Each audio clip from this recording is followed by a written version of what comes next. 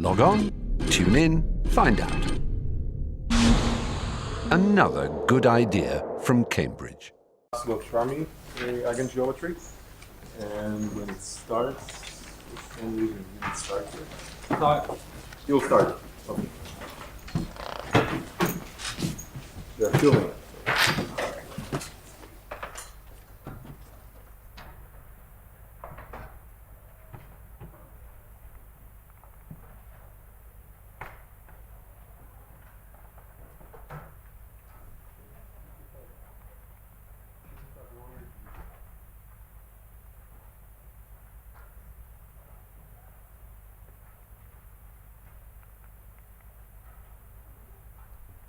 Okay. Thanks for the introduction and for the invitation to this very nice institute to give a talk about our research. So this is a joint work with Tony Chen, who is my advisor when I was in UCLA, and Dr. Rongjie Lai, also Toga. They are in Laboratory of Neuroimaging UCLA, and Scott Fields, Roger Woods. They are in Department of Neurology in UCLA, and Dr. Nancy Scott. She is in Cedars-Sinai Medical Center in Los Angeles. So this talk is about Laplace-Beltrami Eigen-Geometry and also application to medical imaging. So I split this to be 4 parts. I first of all talk about the motivation and problems, then some background of the Laplace-Beltrami Eigen-Geometry. Then I'll talk about two kind of a way to apply the Laplace-Beltrami Eigen-Geometry. The first one is about the global geometry. I should write down geometry. Global geometry detection, and the second part is about use a spectral out-to distance to do the pattern recognition and also surface mapping. So the problem. So in the medical imaging, we have several different problems we are facing to solve. Like this picture shows. I use this. So the first one, this one is not a medical imaging. So we have a group of surfaces. So we have an input surface. We want to do the surface retrieval, or you can say it's classification. Okay. So the challenge of this problem is that the data set, each surface in the data set, they have a different pose. So we need to figure out some kind of intrinsic feature to identify the surface. Of course, visually is it belongs to this group.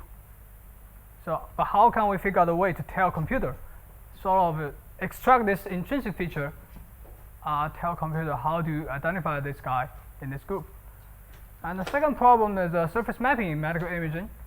So this is a mapping from white matter surface to gray matter surface.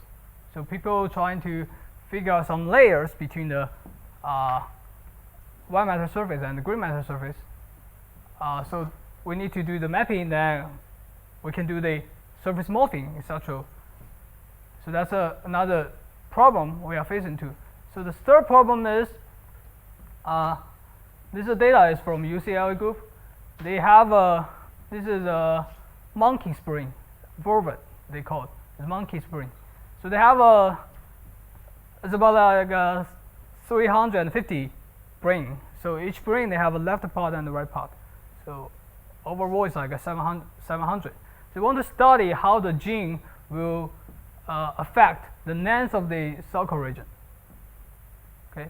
So to study the length, to have the measurement for the length of the sulcal region, I have a bunch of problems we need to solve.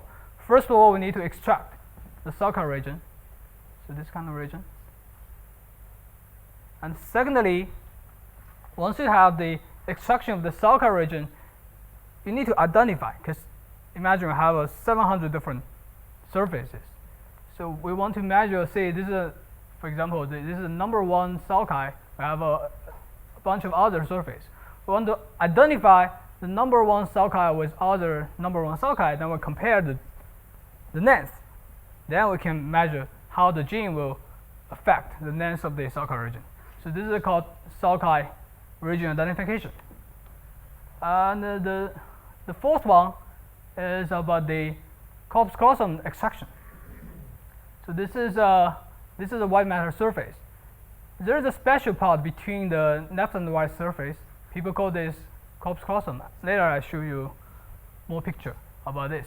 So this kind of part is a crucial part which is related to human brains, like dysfunction, or even people have some studies say even for the female and the male, different group of people, they have the morphology of this part is different. So that's why the doctor really care about this part. So the problem is how do we extract that part?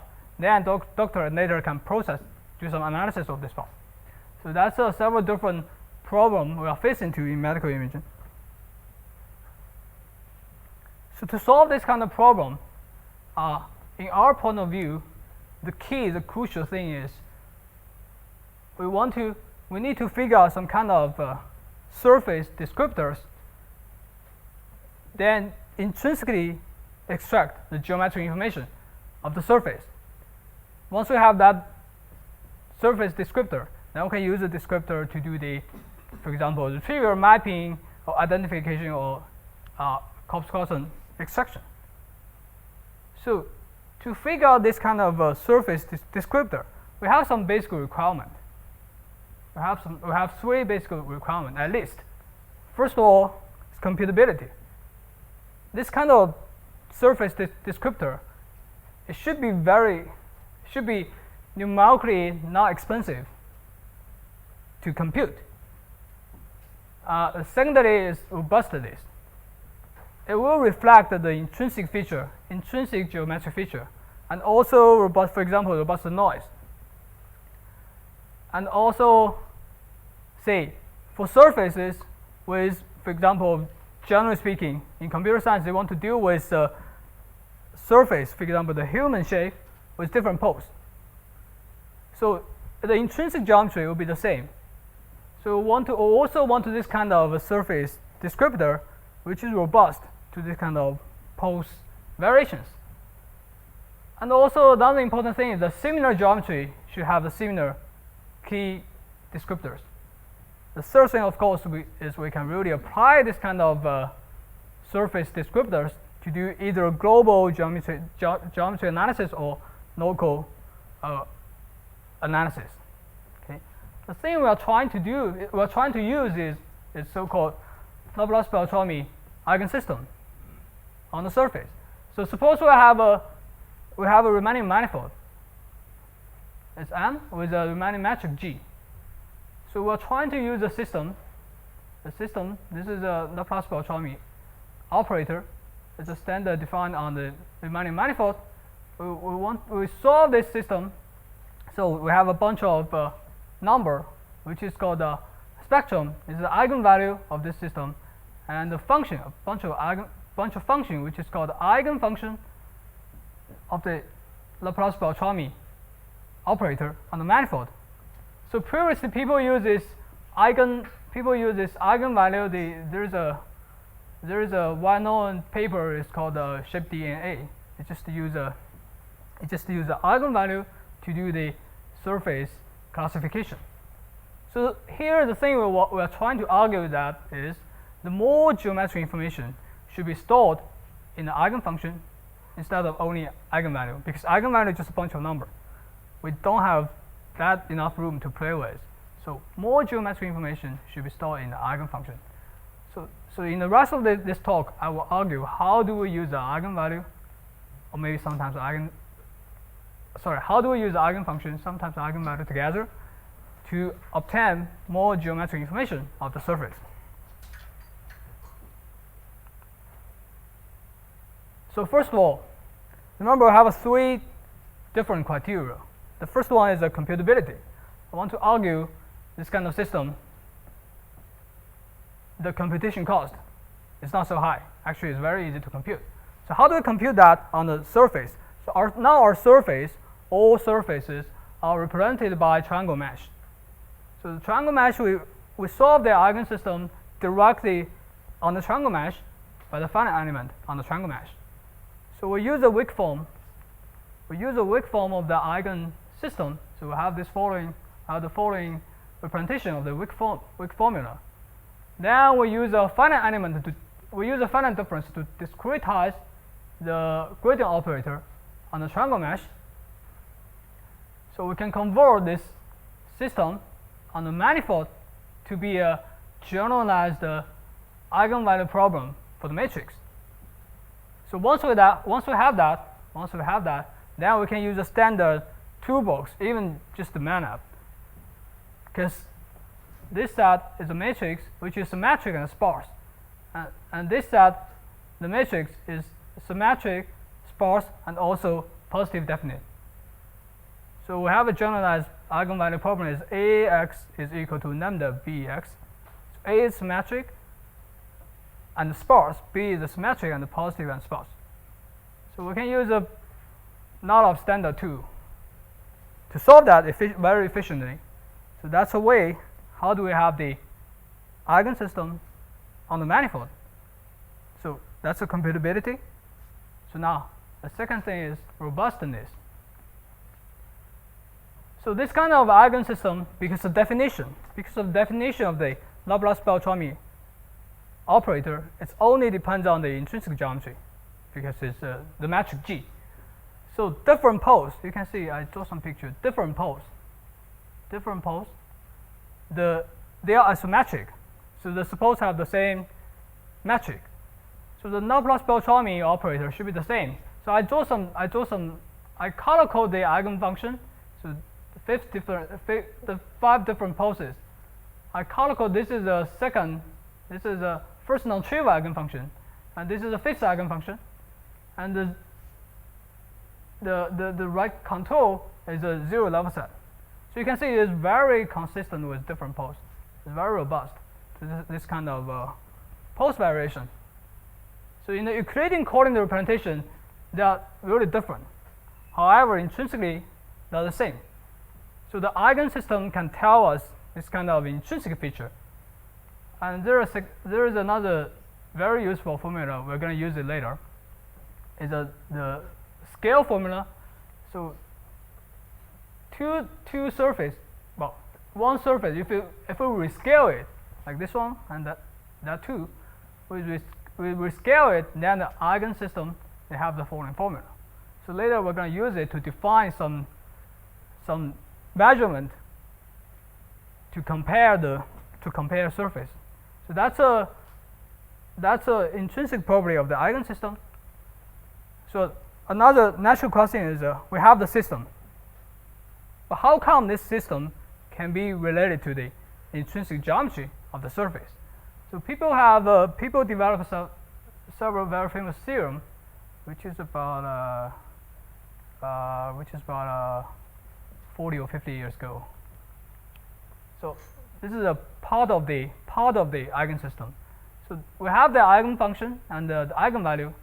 We compute the product and summation. This is called a heat kernel, which is the fundamental solution of the heat equation on the surface. So people prove that if you compute integral of the heat kernel on the surface, and you do this kind of expansion, then the coefficient can basically tell us some geometric information. For example, the C0 is the surface area. The C1 is related to the length of the boundary, and C2 is related to this is a Gaussian curvature. Okay. So this is only you compute the integral. This is only something about the eigenvalue. So the eigenvalue already can tell us some kind of geometric information. So our argument is that more geometric information should be stored in the eigenfunction. So now I will show you how do we use the eigenfunction to have other geometric information instead of only use the eigenvalue. Okay. So first of all, I'm trying to use only the first non-trivial eigenfunction to detect the global geometric information. So how do we do it? So by the definition, well, we have the variation formula of the eigenfunction. We can write it as this. Just some kind of minimization problem. So that's a first non-trivial eigenfunction on the manifold of the Laplace-Beltrami operator. So phi1 is intrinsic. So therefore, any kind of property derived from the phi1 is robust to the rigid translation, also the post variations. And another crucial thing about the phi1, about the eigenfunction, generally speaking, Uhlenbeck, she proved that this is like about less than 40 years ago. She proved that for generic surface, most of the eigenfunction are most function. So that means the eigenfunction can tell us the topology of the surface. And second thing, so the zero level set of the first non-trivial eigenfunction, we call it the nodal curve. There is another theorem which is proved by S.Y. Chen. He proved that the zero level curve is really a curve on the surface, and also the curve can split the surface to be two parts. So exactly two parts for the first non-trivial eigenfunction, exactly two parts. So we use this property to want to detect the global geometric information. So the first application is we want to remember we have the corpuscle, I call it CC extraction problem. So the CC is a curve in between the white matter surface. That's a curve. Okay. So the white matter surface, roughly speaking, is symmetric. Roughly speaking, it's symmetric, but it's not exactly symmetric, almost symmetric. So take a look at this expression of the phi1. So if the minimization problem, so only related to the no-code geometry. So if this is a symmetric, then the no-code, they are symmetric. So we can expect the zero level set of the first non-trivial eigenfunction will happen in between. Okay, so that's a way to detect the symmetry. And another way to use that is because phi1 is the most function. Phi1 is the most function. Then we can roughly see this is a phi1 for this surface, and this is another phi1 for this surface. So we use a first non-trivial eigenfunction, but then we compute the level curve for the eigenfunction, and we connect the middle point. Basically, tell us the skeleton. So that's how do we know the topology and also the symmetry. So I show you detail. So this is a corpuscle extraction problem. So we have a white matter surface. People want to, so this is the middle part. This is extraction. This is a corpuscle band. So this is a MRI image, one slice of the MRI image. So that is a corpuscle. Okay. So usually how people do this, so they do the MRI imaging scan. They have about 160 slices. Okay. So from here to here, it's about 160 slices. So how do we extract this? So first of all, they have to manually select this slice. They call it middle Sagitta slice. They manually select this, then they do the segmentation of the image. When they do the segmentation of the image, so they need to do some prior. Okay, so that's a way people how to do it, or they just manually trace the corpuscle part. So that's a way people do it now. But you can see that this is not an automatic approach. I call it either manually delineation or semi-automatic segmentation. So imagine I have a very large group of data. So it's very hard to do this kind of manually tracing. So we want to develop a sort of automatic approach. So how do we do this? Just based on our observation of the symmetric detection by the first non-trivial eigenfunction. So we compute, we have a surface, so they are almost symmetric. we compute the eigenfunction only in the first non-trivial eigenfunction. I color code the eigenfunction on the surface. Okay. You can see then I draw the zero level set. You can see the zero level set is almost, actually that's the worst case. That's the worst case in our experiment. So the curve, the zero level curve is almost in the middle of the surface. But not exactly, because the surface is not perfectly symmetric. So you can see this part is curved away. This part is curved away because these two parts are not exactly symmetric. But you can see this is a very good initial guess. This is a very good initial guess. We need to do some modification, adjustment for this initial guess.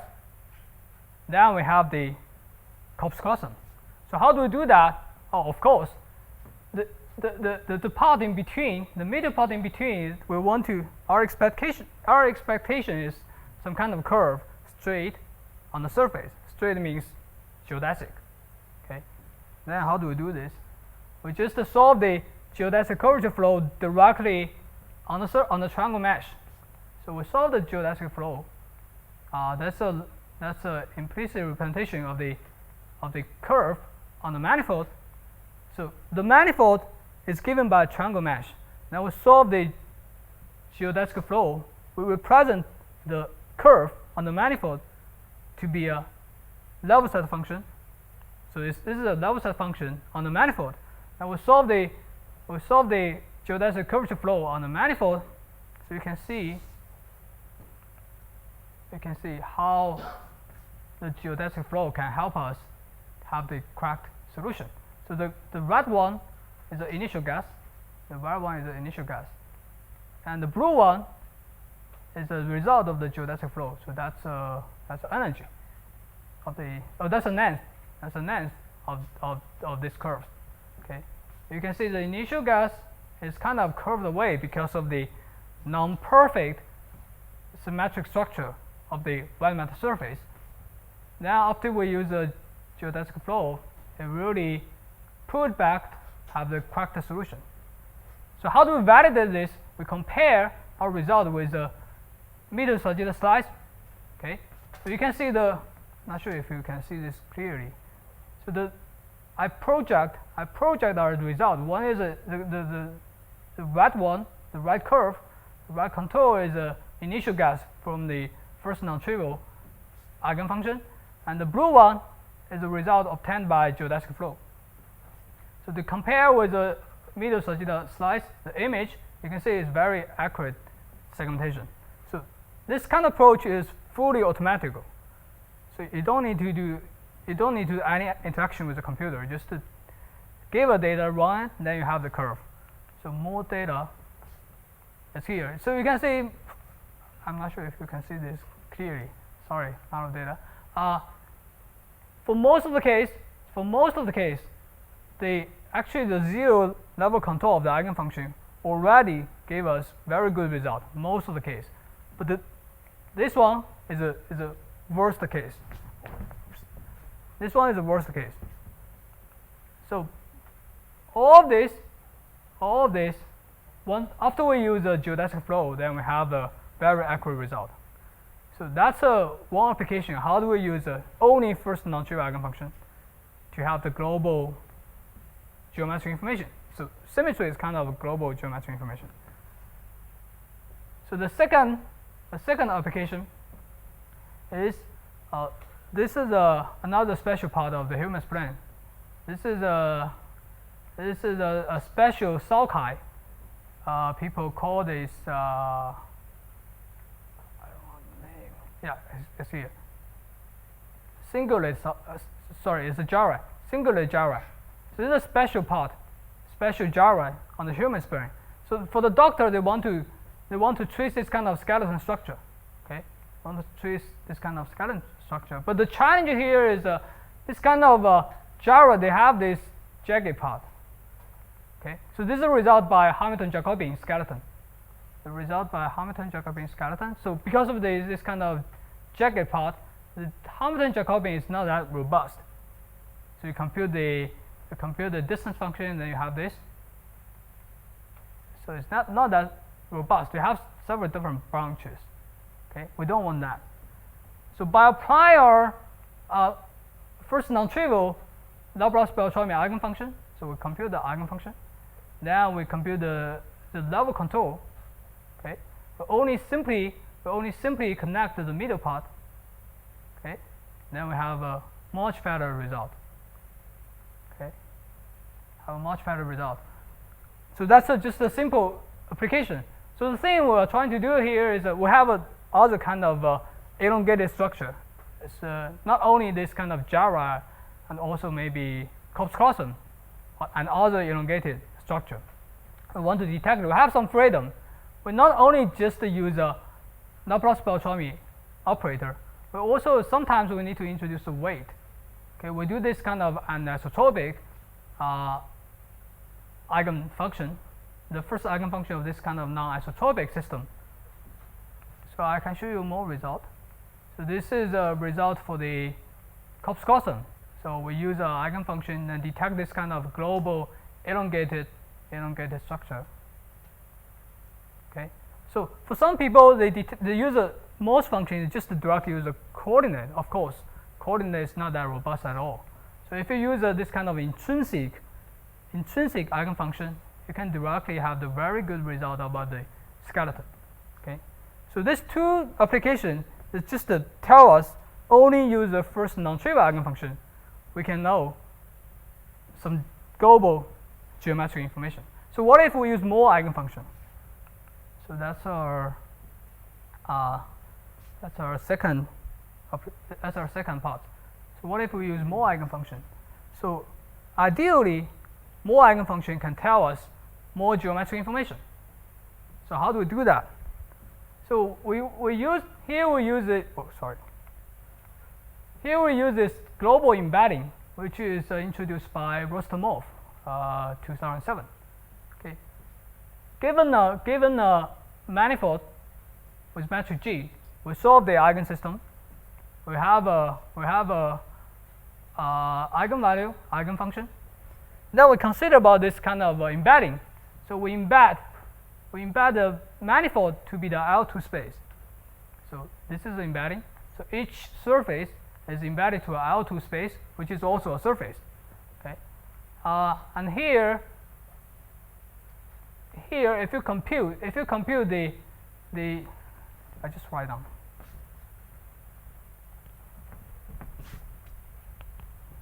Right down here.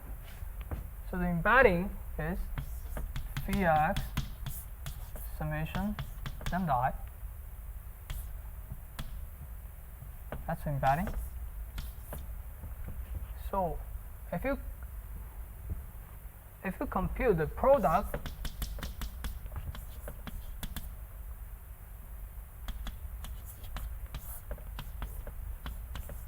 and summation, this is nothing but the Green function,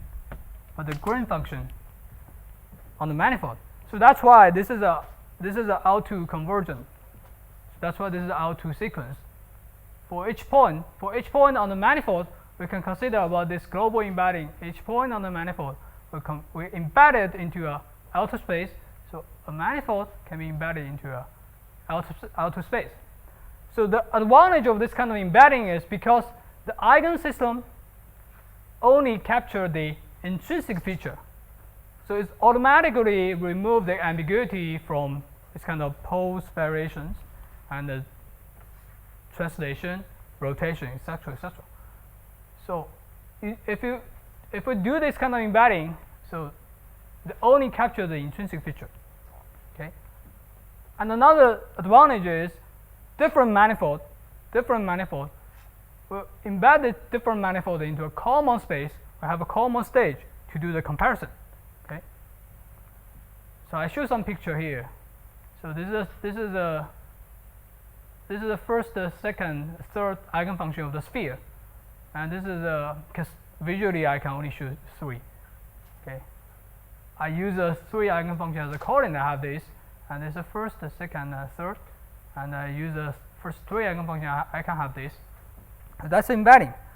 So we have the embedding, I have the common stage to compare different surfaces. So there's another issue. How do we develop some kind of measurement in that space? to say if you have two different surfaces, visually they're quite close, and you do the embedding, we need to develop some kind of measurement to say in this measurement their distance is small.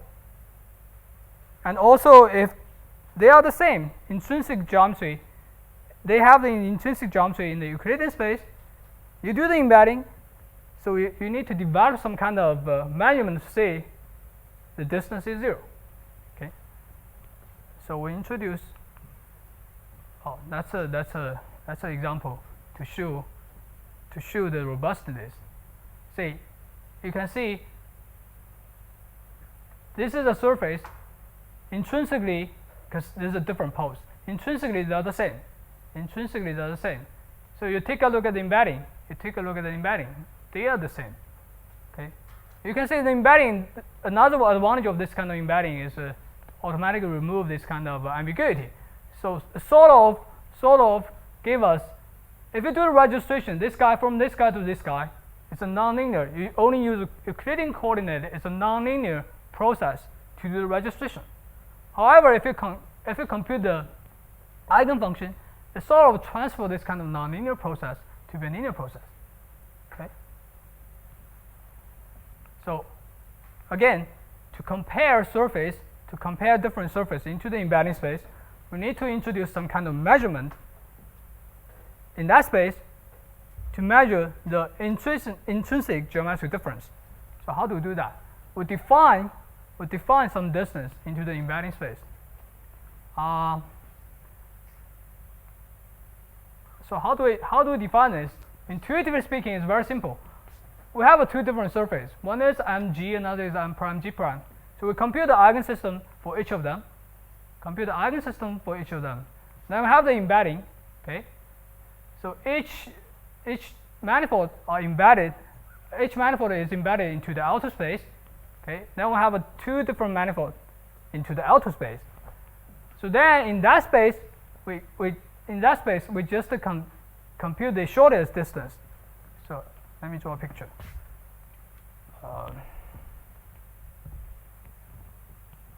me draw a picture here. So we have a m prime, have two embedding.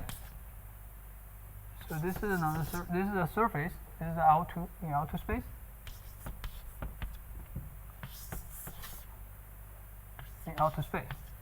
So how do we define the distance? Of these two sets in the outer space? Or we basically just naively choose. Well, we can have a different way, but here we just naively choose. For this point, we just compute the shortest one. That's the distance, which is here. The shortest one. Okay. Then we compute the integral. So for each point, we have a distance. For each point, we have a distance. Okay. Then we have a function. On this manifold. Then we do the integral. To make it symmetric, we do the same thing for another manifold. Okay. Then we have the distance. However, this is not really a distance. This is a pre-distance, because the eigenfunction has some kind of ambiguity. Yeah. 5 minutes. The eigenfunction have some kind of ambiguity, especially if the dimension of the eigenspace is not one dimension, so it's not unique. So we have to remove the ambiguity. Then we have the distance. Okay.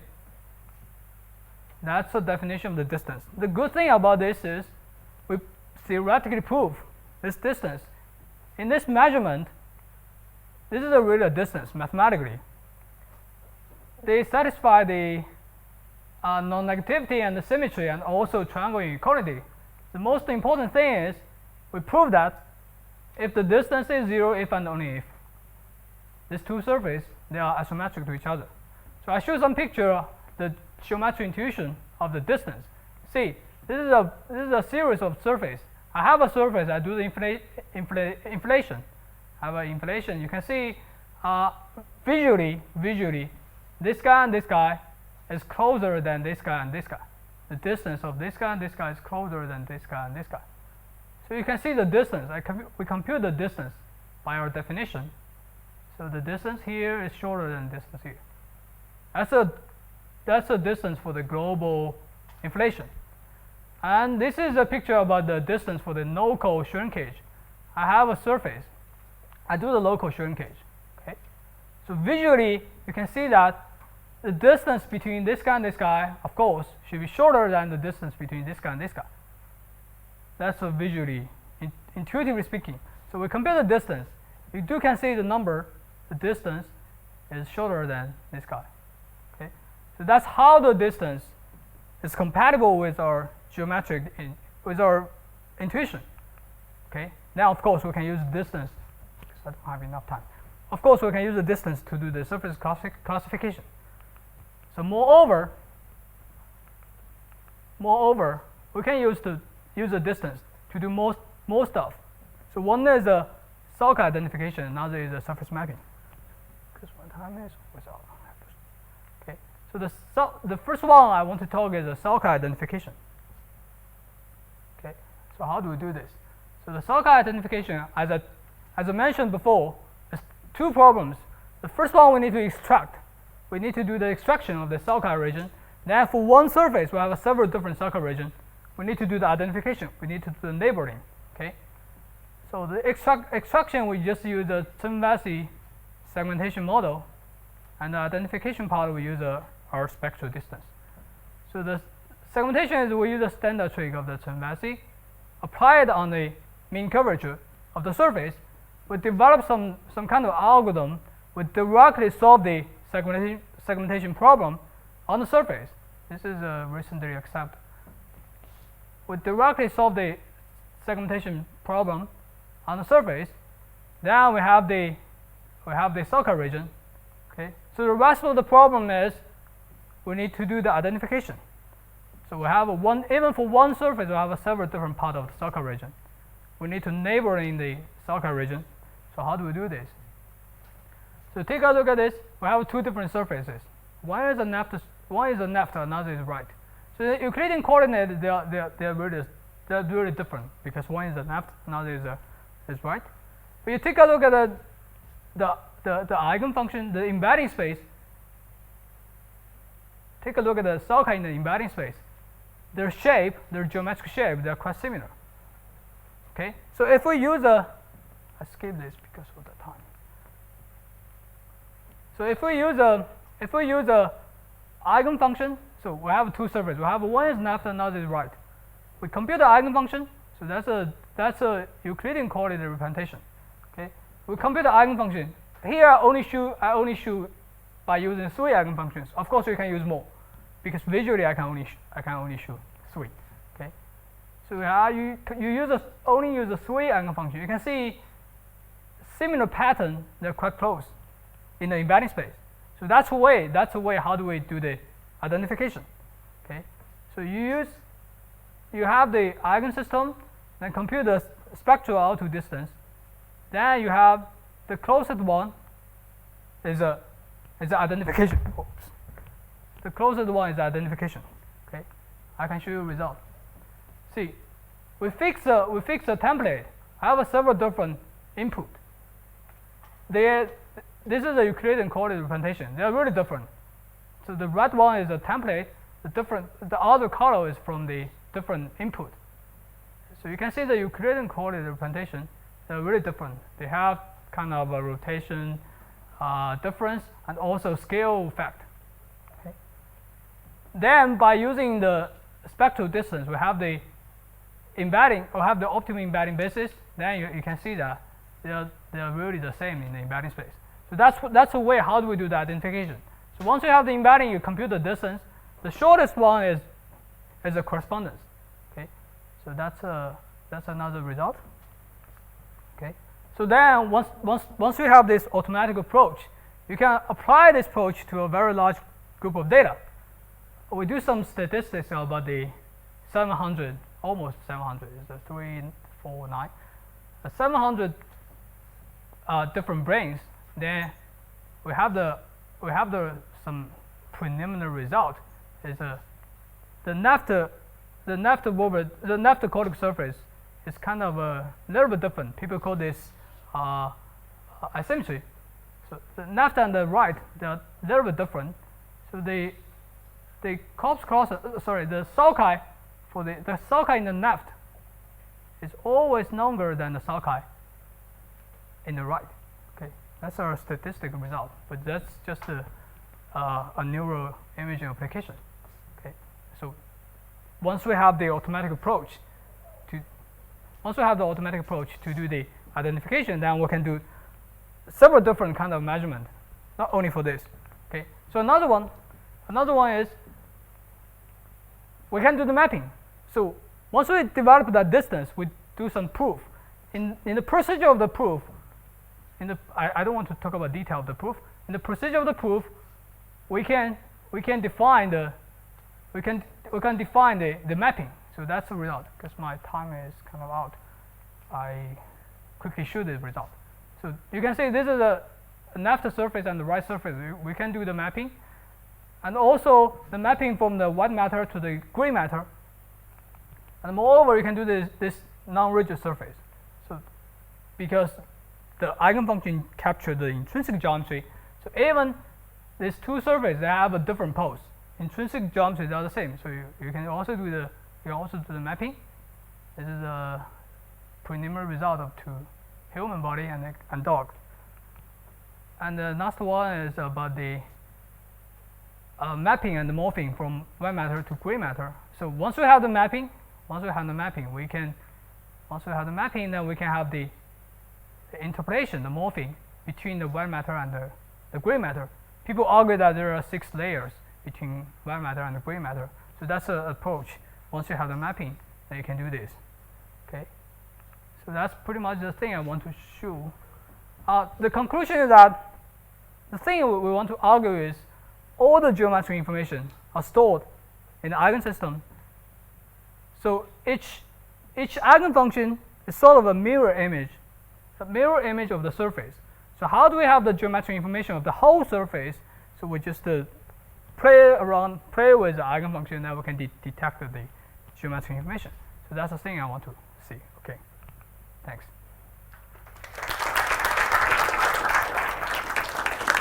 Question.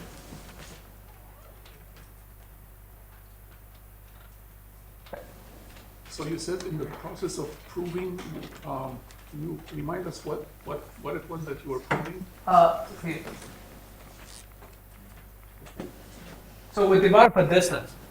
Yes. So we want to argue for the distance. We develop some kind of measurement. We want to argue that measurement is really a distance. Oh, It satisfies the non-negativity, symmetry, triangular inequality, and also identity. So the distance is 0 if and only if these two surfaces, they are geometrically isometric.